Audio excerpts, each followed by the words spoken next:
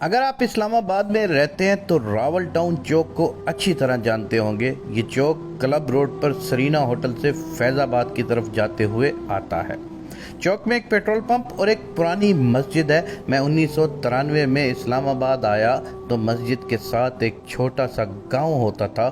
گاؤں کی زمینیں ایکوائر ہو چکی تھی۔ امیر لوگ زمینوں کی قیمتیں وصول کر کے بڑے بڑے سیکٹروں اور فارم ہاؤسز میں شفٹ ہو چکے تھے، لیکن وہ غربا پیچھے رہ گئے تھے، جن کی زمینوں کے پیسے عمرا کھا گئے، یا پھر وہ جو گاؤں کے کمی تھے ان کے نام پر کوئی زمین نہیں تھی، حکومت نے انہیں کوئی معاوضہ نہیں دیا، دنیا میں ان کا کوئی ٹھکانہ نہیں تھا، لہذا وہ اپنے ٹوٹے پھوٹے گھروں میں مقیم تھے۔ سی ڈی اے اور ضلعی انتظامیہ نے ان کو بے شمار نوٹس دیے، مگر مکینوں کا کہنا تھا ہم کہاں جائیں، آپ ہمیں بتا دیں، ہم وہاں چلے جاتے ہیں۔ حکومت ظاہر ہے ایک ٹھنڈی ٹھار مشین ہوتی ہے، اس کا دل ہوتا ہے اور نہ ہی جذبات، لہذا حکومت جواب میں ایک اور نوٹس بھجوا دیتی تھی۔ نوٹس بازی کے اس عمل کے دوران بے نظیر بھٹو اور میاں نواز شریف کی حکومتیں آتی اور جاتی رہیں۔ ضلعی انتظامیہ نے جب بھی سویلین گورنمنٹ سے آپریشن کی اجازت مانگی، حکومت نے اجازت نہ دی۔ انتظامیہ ایک بار مشینری لے کر وہاں پہنچ گئی۔ چودھری شجاعت حسین اس وقت وزیر داخلہ تھے، ان کو اطلاع ملی تو وہ فوراً وہاں پہنچے اور ذاتی طور پر آپریشن رکوا دیا۔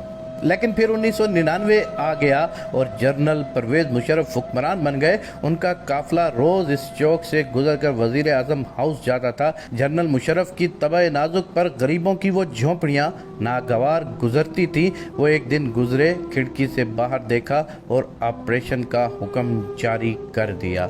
میں ان دنوں شہزاد ٹاؤن میں رہتا تھا اور روزانہ راول چوک سے گزرتا تھا۔ میں نے دوپہر کو دفتر جاتے ہوئے اپنی آنکھوں سے وہ آپریشن دیکھا۔ وہ لوگ انتہائی غریب تھے، ان کے گھروں میں ٹوٹی چارپائیاں، پچکے ہوئے برتن اور پھٹی رضائیوں کے سوا کچھ نہیں تھا۔ انتظامیہ نے وہ بھی ضبط کر لیے۔ گاؤں چند گھنٹوں میں صاف ہو گیا، زمین کو فارم ہاؤسز میں تبدیل کر دیا گیا اور وہ فارم ہاؤسز عمرا نے خرید لیے۔ صرف مسجد اور اس کے ساتھ چند قبریں بچ گئیں، وہ قبریں بھی اب کم ہوتی چلی جا رہی ہیں۔ یہ کہانی یہاں پر ختم ہو گئی۔ 2007 میں اس کہانی کا ایک نیا پہلو میرے سامنے آیا۔ ملک میں اس وقت جنرل پرویز مشرف کے خلاف تحریک چل رہی تھی۔ ایک روز ایک صاحب ویل چیئر پر میرے پاس تشریف لائے۔ وہ ٹانگوں سے معذور تھے اور چہرے سے بیمار دکھائی دیتے تھے۔ میں انہیں بڑی مشکل سے گھر کے اندر لا سکا۔ وہ مجھے اپنی کہانی سنانا چاہتے تھے۔ ان کا کہنا تھا راول چوک کا وہ آپریشن انہوں نے کیا تھا، وہ اسے لیڈ کر رہے تھے۔ میں خاموشی سے ان کی داستان سنتا رہا۔ ان کا کہنا تھا ان کے 3 بچے تھے، 2 لڑکے اور 1 لڑکی۔ شادی پسند کی تھی۔ وہ سی ایس پی آفیسر تھے، کیریئر بہت برائٹ تھا، سینئرز اس کی کارکردگی سے بہت مطمئن تھے۔ ان کا اپنا خیال بھی تھا وہ بہت اوپر تک جائیں گے۔ وہ رٹ آف دی گورنمنٹ کے بہت بڑے حامی تھے۔ وہ سمجھتے تھے قانون پر 100% عمل ہونا چاہیے اور جو شخص قانون کے راستے میں حائل ہو، ریاست کو اس کے اوپر بلڈوزر چلا دینا چاہیے۔ چنانچہ جنرل پرویز مشرف نے جب راول چوک کے مکانات گرانے کا حکم دیا تو یہ ذمہ داری انہیں سونپی گئی۔ یہ فورس لے کر وہاں پہنچے اور گھر گرانا شروع کر دیے۔ لوگ مزاحم ہوئے، پولیس نے ڈنڈے برسائے، لوگوں کو گرفتار بھی کیا اور ایک آدھ موقع پر ہوائی فائرنگ بھی کرنا پڑی۔ بہرحال قصہ مختصر، آپریشن مکمل ہو گیا اور انتظامیہ نے ملبہ اٹھانا شروع کر دیا۔ وہ رکے اور پھر بولے۔ آپریشن کے بعد اینٹوں کے ایک ڈھیر پر درمیانی عمر کی ایک خاتون بیٹھی تھی۔ وہ ملبے سے نہیں اٹھ رہی تھی۔ اس کا صرف ایک مطالبہ تھا، وہ کہہ رہی تھی کہ وہ بس ایک بار آپریشن کرنے والے صاحب سے ملنا چاہتی ہے۔ انتظامیہ عموماً ایسے مواقع پر خواتین سے زبردستی نہیں کرتی، چنانچہ اہلکاروں نے انہیں بتایا۔ وہ خاتون کے پاس چلے گئے۔ خاتون نے اس کی طرف دیکھا اور کہا، صاحب یہ آپریشن آپ نے کیا؟ میں نے جواب دیا، ہاں۔ اس نے جھولی پھیلائی، آسمان کی طرف دیکھا اور بولی، یا پروردگار، اس شخص نے میرے اور میرے بچوں کے سر سے چھت چھینی، یا اللہ اس سے اور اس کے بچوں کو برباد کر دے۔ میں اس وقت جوان تھا، میں نے منہ دوسری طرف پھیر دیا۔ اس خاتون نے اس کے بعد کہا، یا اللہ ہم سے ہمارے گھر چھیننے والے تمام لوگوں کو برباد کر دے۔ اس نے اس کے بعد اپنی پوٹلی اٹھائی، اپنے بچے ساتھ لیے اور چلی گئی۔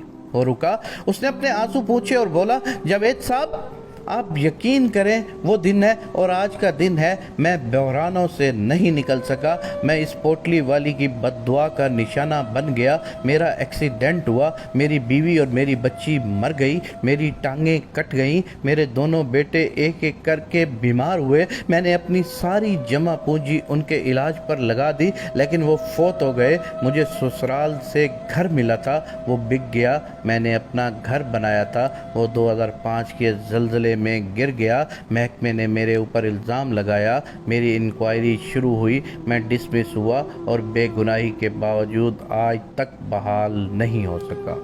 मैं मुकदमे पर मुकदमा भुगत रहा हूँ, मैं 38 साल की उम्र में शुगर, ब्लड प्रेशर और दिल का मरीज भी बन चुका हूँ और मेरे तमाम रिश्तेदार और दोस्त भी मेरा साथ छोड़ चुके हैं। मैं दिल से समझता हूँ मुझे उस औरत की बद्दुआ लगी थी, हुकूमत, मेरा महकमा और आर्डर देने वाले लोग तीनों पीछे रह गए, लेकिन मैं बर्बाद हो गया। मैं आज सोचता हूँ तो मैं अपने आप से पूछता हूँ मैं कितना बेवकूफ़ था, मैंने जनरल मुशर्रफ के हुक्म पर गरीबों के सरों से छत छीन ली।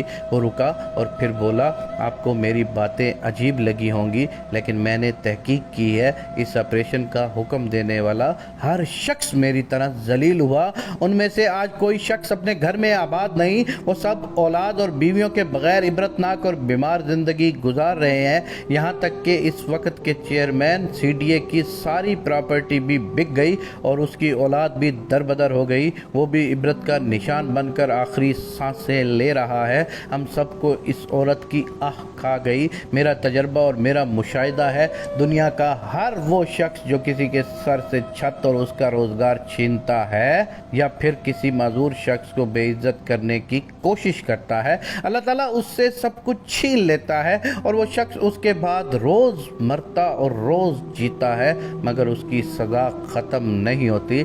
लिहाजा आप जो दिल चाहे करें लेकिन किसी की बद्दुआ ना लें। दुनिया के तमाम ओहदे, कुर्सियाँ और तकब्बुर आर्जी होते हैं, ये पीछे रह जाते हैं और दुनिया और आखिरत दोनों में सिर्फ पोटली वालों की दुआएं और बद्दुआएं अपना असर दिखा देती हैं। ये वाक़या सुनकर आयत मुबारका और एक अहदीस मुबारका मुझे याद आ गई, तर्जुमा जिसका ये है, और तुम में से जो जुल्म करेगा हम उसे बहुत बड़ा अजाब चखाएंगे। औस बिन शर्जील से ये रिवायत है कि उन्होंने रसूल अल्लाह सल्लल्लाहु अलैहि वसल्लम से सुना, आप फरमाते थे कि जो शख्स किसी जालिम की मदद के लिए और उसका साथ देने के लिए चला और उसको इस बात का इल्म था कि ये जालिम है तो वो इस्लाम से निकल गया। जब जुल्म का साथ देना और जालिम को जालिम जानते हुए उसकी किसी किस्म की मदद करना इतना बड़ा गुनाह है कि रसूल अल्लाह ने ऐसे शख्स को इस्लाम से निकल जाने वाला करार दिया, तो समझा जा सकता है कि खुद जुल्म ईमान और इस्लाम के किस कदर मुनाफी है और अल्लाह और रसूल के नज़दीक जालिमों का क्या दर्जा है।